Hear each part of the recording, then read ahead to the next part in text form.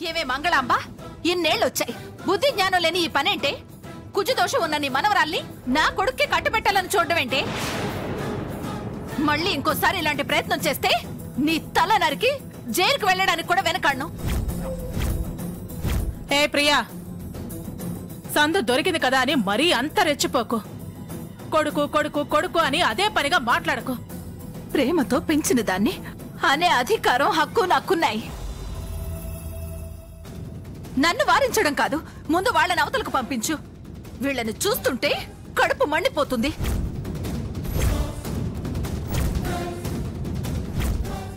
మండింది చాలు, వచ్చింది చాలు అన్నది చాలు, కానీ సందు దొరికింది కదా అని వలకపోస్తున్న ప్రేమ చాలు. ఇంక చెప్పింది చాలు, నువ్వెళ్ళు. మరీ అంత ఆవేశపడకు.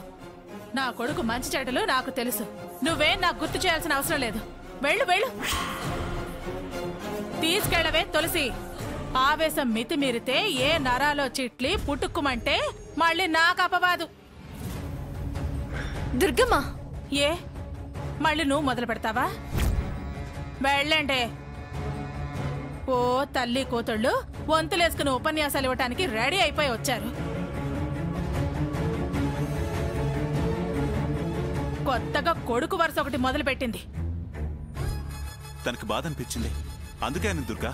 ఓ, తనకి బాధ వస్తే తను కొడుకు అంటుంది, మీకు బాధ వస్తే దాని కూతురు అంటారు. అంతా వింత వింతగా ప్రవర్తిస్తున్నారే. మేమేమన్నా కూడా ప్రేమతోనే, మీ అందరి మేలు కోరే. అది గుర్తుంచుకో దుర్గమ్మ. నిజానిజాలు ఇప్పటికైనా తెలుసుకో. మూర్ఖత్వం వీడు.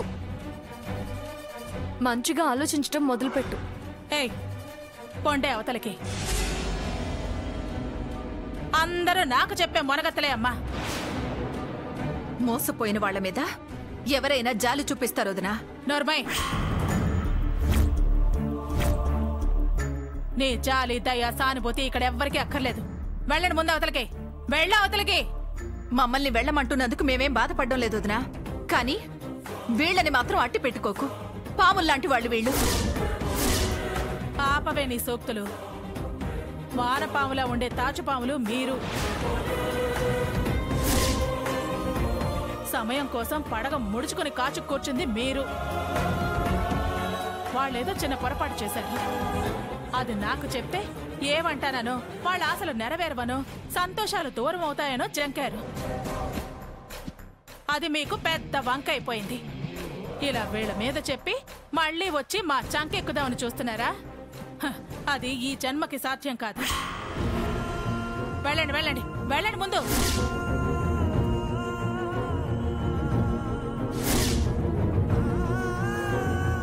వెళ్ళండి. నువ్వు రా ప్రియా. రా ప్రియా.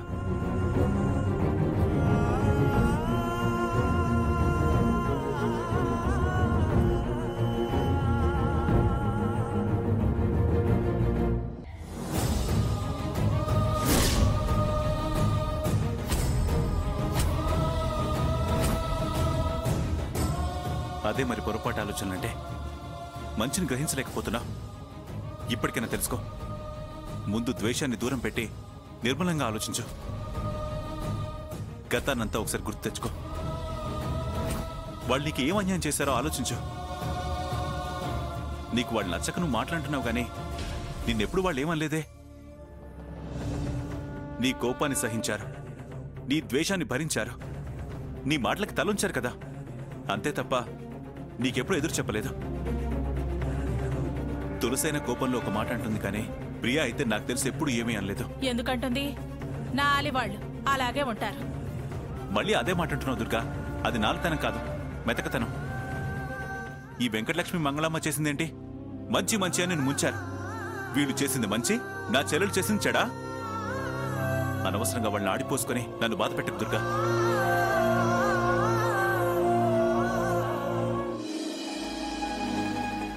అమ్మ మనసు ఎప్పటికైనా మారని, కానీ వెంకటలక్ష్మి పీడ వదిలిపోయింది.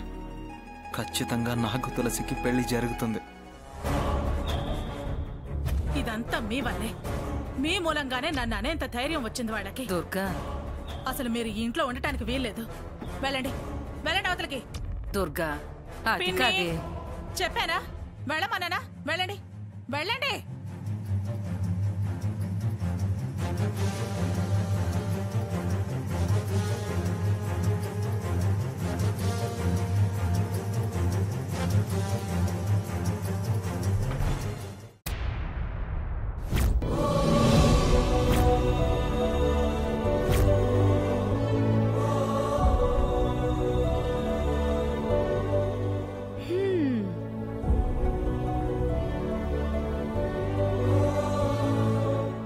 ఆపినా ఆగకుండా వెళ్ళావు కదా, అనాల్సిన మాటలన్నీ అనేసావు కదా. ఆ వెంకటలక్ష్మికి మంగళామ్మకి పెట్టాల్సిన గడ్డి పెట్టావు కదా. కన్నెత్తి కూడా మీ వదిన వైపు చూడలేని దానివి ధైర్యంగా మనమేంటో మన మంచితనం ఏంటో స్పష్టంగా అర్థమయ్యేలా చెప్పావు కదా. ఇప్పుడు ఇంటికొచ్చి బాధపడతావెందుకు ప్రియా? నువ్వు చేసింది 100% కరెక్ట్. బాధపడాల్సిన అవసరం ఏమీ లేదు. తులసి చెప్పేది కరెక్ట్ ప్రియా. మంచి చేసి వచ్చి ఇప్పుడు బాధపడటం ఎందుకు? ఇప్పుడు ఆలోచించాల్సింది, జాగ్రత్త పడాల్సింది ఆ దుర్గమ్మ. ఎలాంటి నష్టం జరగకముందే నిజం తెలిసింది. అది మన ఆదిత్య అదృష్టం. నా జాతకం అంత గొప్పదమ్మా, అందుకే వాడిని అదృష్టం వరించింది. నీ జాతకం అంటావేంటే? వాడి జాతకం కూడా గొప్పదే కదా, అది తెలుసు కదా. మరి బాధపడ్డం ఎందుకు? లే తల్లి, వెళ్ళపోయి అంటించు. మన ఏ బాధ ఆకలి తీర్చదు, ఏ ఏడుపు తేనె పుల్లి తెప్పించదు. అలాంటప్పుడు అన్నం మానేస్తే ఎలా? మళ్ళీ మళ్ళీ ఎలాంటి అరచకాలు చేసినా అరిచి గొడవ చేయడానికి బలం కావాలి కదా. పద ప్రియా, రా.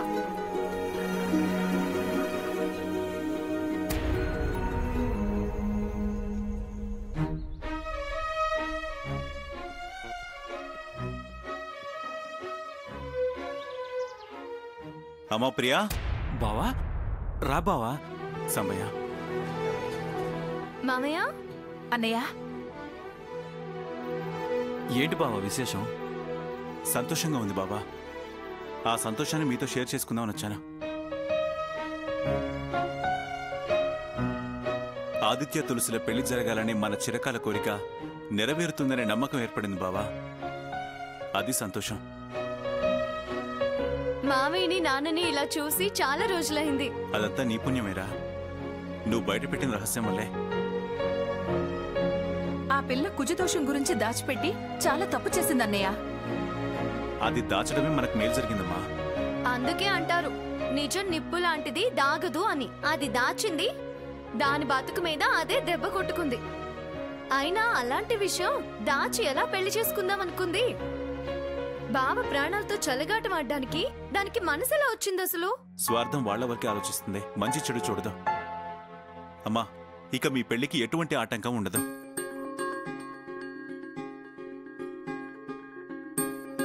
దానికి దోషం ఉంది సరే, కానీ అత్తయ్య ఒప్పుకోవాలి కదా మామయ్య. ఒప్పుకోకేం చేస్తుంది? దాని మనసు మార్చడానికి నేనున్నాను కదా. వదిన మనసు మారుతుందంటవా అన్నయ్య? మారుతుందమ్మా, మార్చి చూపిస్తాను. ఇంకేం, బావ ముందున్నాడంటే జరగాల్సిందే.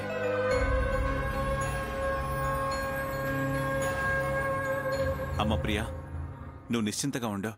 మనసు మారి వీళ్ల పెళ్లికి మీ వదిన్ని అంగీకరించేట్టు చేసే బాధ్యత నాదే. ఇక ఈ విషయంలో నీ కళ్ళెప్పుడు చెమ్మగిల్లకూడదు. వస్తానమ్మా, వస్తాను బావా. తినేసాడు మామయ్య. ఇప్పుడిప్పుడే దుర్గా ఆలోచనలో పడింది. అప్పుడే ఇవన్నీ వదిలే, కాస్త టైం ఇద్దాం. వెళ్ళొస్తానమ్మా, వస్తానరా బావా. సరే బావా.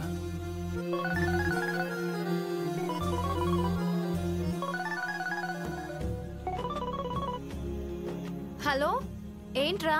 తులసి, నువ్వు ఒకసారి అర్జెంటుగా రావే. ఇప్పుడా? ఇప్పుడే, ఇమ్మీడియట్ గా రావాలి.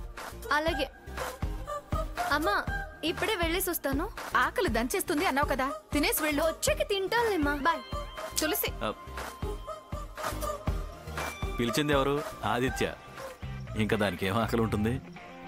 మంగళగిరి అత్తయ్యని రానియండి, అసలు కథ ఉంటుంది. వదిన చేతులు పిడిగుద్దులు తప్పవు ఆవిడికి.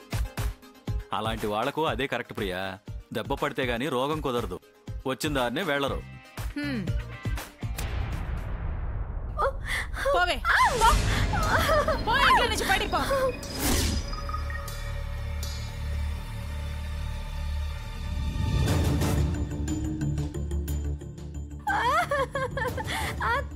చెప్పు, ఊరుకో.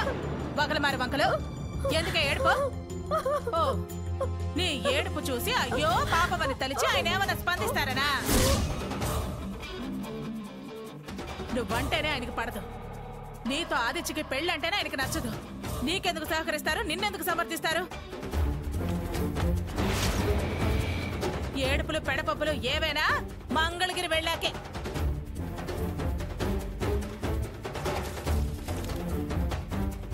ఇటు ఇటు తిరుగు, ఇటు తిరుగు. వెళ్ళి టైలర్కి ఇచ్చిన జాకెట్లు తెచ్చుకో. ఈ రాత్రికే నీ ప్రయాణం. ఇంకిక్కడ ఉండే అవకాశమే నీకు లేదు. అది కాదు దుర్గా. వదో, నీ సనైనప్పులేవి ఇక్కడ పనిచేయవు. మాట అంటే మాటే. మీరు మంగళగిరికి ప్రయాణం చేయాల్సిందే, అంతే. ఇంకో ఆలోచన లేదు. నడపాల్సిన కథంతా నడిపి దుర్గే అంట దుర్గా. దుర్గా మంచి నిర్ణయమే తీసుకుంది. కరెక్ట్ పనిష్మెంటే ఇస్తుంది.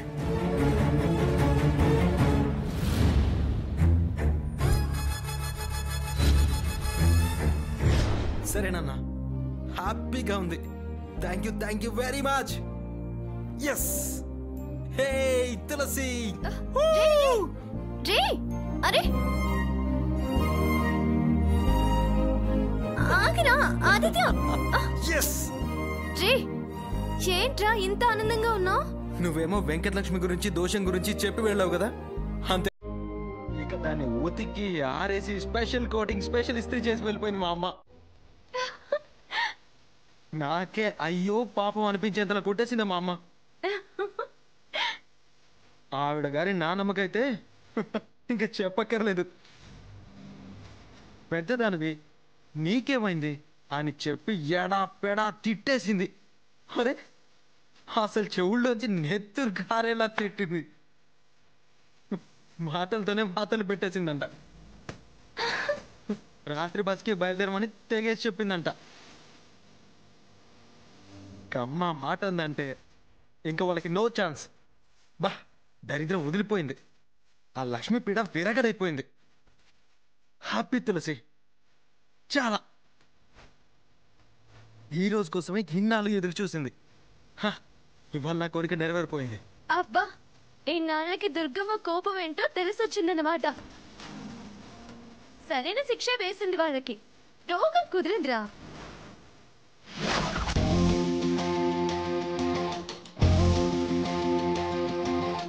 ఇంతకాలం ఆ వెంకటలక్ష్మి నా మీద ఒంటి కాలు మీద లేచేది. ఇప్పుడు అత్తయ్యే వాత పెట్టింది. ఎంత మిడిసిపడింది, ఎంత పొగరు చూపించిందిరా. మొత్తం అణగొట్టేసుంటుందా దుర్గమ్మ. ఇప్పుడు చూడాలిరా దాని మోహం. తులసి, లక్ష్మి,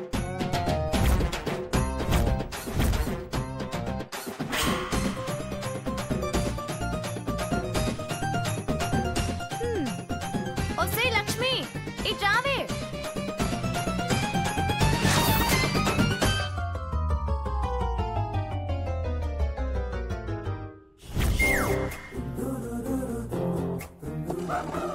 అబ్బా, నీ మొహం ఇలా పెట్టుకుంటే ఎంత బాగున్నావే. ముద్దొచ్చేస్తున్నావే వెంకటలక్ష్మి. మా అత్త మా అత్త అత్త అంటూ మిడిసిపడేదానివి కదా. బాగా బిర్రుగా పీకల దాకా పెట్టిందంట కదా దుర్గమ్మ. సరిపోయిందా చెప్పు, లేదంటే నేను కూడా పెట్టాలా? ఏమన్నావే? నిన్ను వసే అనే అర్హత నాకు లేదా? గుమ్మలో నిలబడే స్థాయి కూడా నాకు లేదా? ఇప్పుడేంటి నీ పొజిషన్? నట్టింట్లో కూర్చుంటావా? పెత్తనం చేస్తావా? ఏంటి అన్నావు? వీడు నీ బావా? వీడికి పెళ్ళమయ్యే అర్హత నీకు మాత్రమే ఉందా? నువ్వు మీ నాన్నమ్మ కలిసి ఎంత డ్రామా నడిపారే. ఆదిత్య నిజంగా ప్రేమించిన దానివే అయితే వీడిని ఎక్కడికో పంపించేసి ఆస్తి మొత్తం సొంతం చేసుకోవాలని చూస్తారే మీరు. పాపిస్ట్ మొహాలు కదే మీరు. అందుకనే దేవుడు నీకు తగిన శాస్తి చేశాడు. ఏది ఇప్పుడు ఎగిరవే. చచ్చిన పాముని మళ్ళీ మళ్ళీ చంపడం నాకు ఇష్టం ఉండదు. పోవే అవతలికి. లక్ష్మి, నీకు విషయం తెలుసా? రిజిస్టర్ ఆఫీస్కి వచ్చిన నీ ప్రేమ పిచ్చోని పంపింది తులసినే.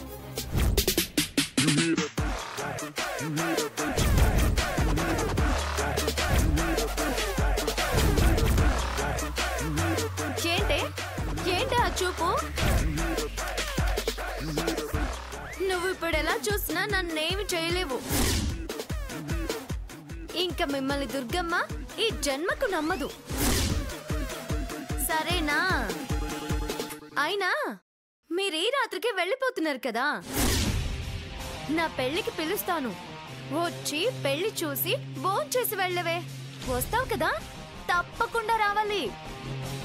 ఇప్పుడు వెళ్ళు.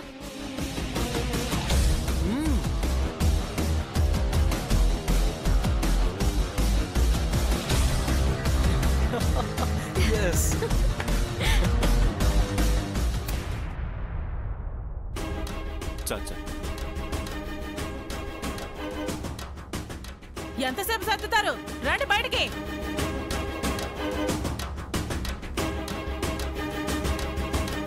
అది కాదే దుర్గా. పదండి పదండి పదండి. నడవండి నడవండి. పదవే.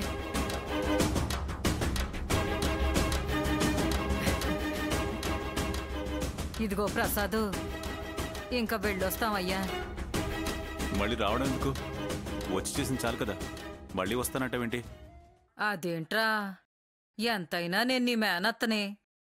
చోట్టరికంగా కూడా రావద్దంటావా?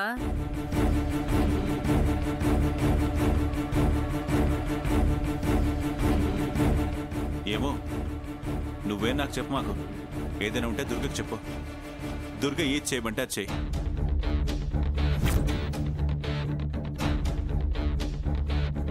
అయినా నాకు చెప్పడానికి నేను రమ్మంటే వచ్చావా? మీరు చూసుకోండి. నాకేం చెప్పాల్సిన పని లేదు. ఏదో తప్పు చేయటం వల్లే కదా తలంచుకోవాల్సి వచ్చింది. అలాంటప్పుడు ఎందుకు చేయాలి? తప్పులు చేసే వారికి తల వంపులు తప్పవు. నీకు నువ్వే చేతులారా చేసుకున్నావు. దానికి ఎవరు బాధ్యులు? తప్పు చేసినందుకే కదా ఇన్ని మాటలు అంటున్నా పడుతున్నావు. అవును, అయినా అవకాశం నువ్వే ఇచ్చావు.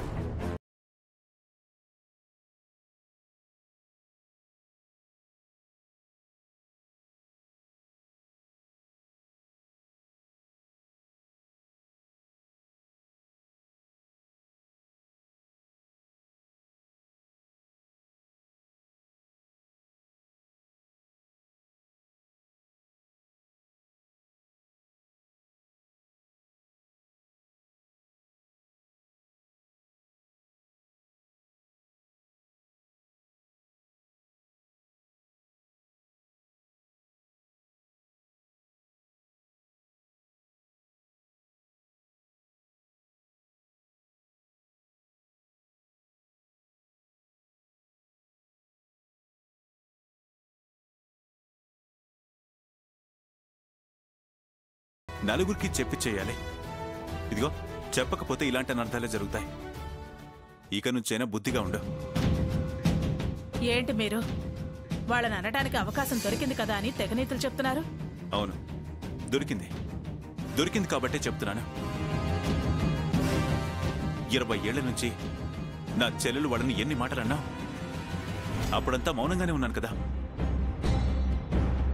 నాలో నేనే బాధపడ్డాను, నిన్నేమీ అనలేదు. మంచి వాళ్ళని నువ్వు అంటుంటేనే మౌనంగా ఉన్నాను. ఇప్పుడు వీళ్ళ చెడ్డ బుద్ధి తెలిసి వాళ్ళని అంటుంటే అడ్డుపడతావేంటి దుర్గా? నా కొడుకు జీవితంతో ఆడుకోవాలనుకున్న వాళ్ళని నేనెందుకు క్షమిస్తాను? నేను వాళ్ళతో మంచిగా మాట్లాడే అవకాశం నాకు లేదు, నీకు లేదు. వాళ్ళు చేసిన పొరపాటు వల్లే కదా నువ్వు బయటికి పంపించేస్తుంది. ఇది మన ఫ్యామిలీ విషయం కాబట్టి సరిపోయింది. లేకుంటే వీళ్ళు చేసిన క్రైమ్కి లోపలేసి మా డిపార్ట్మెంట్ కెపాసిటీ ఏంటో చూపించేవాడిని. వీళ్ళని బస్టాండ్ వరకు పంపించేస్తాను. వాళ్ళని బస్టాండ్ వరకు సాగనప్పడం ఎందుకు? వాళ్ళకేమైనా భయమా? గుండెలు తీసిన బంట్లు వాళ్ళు.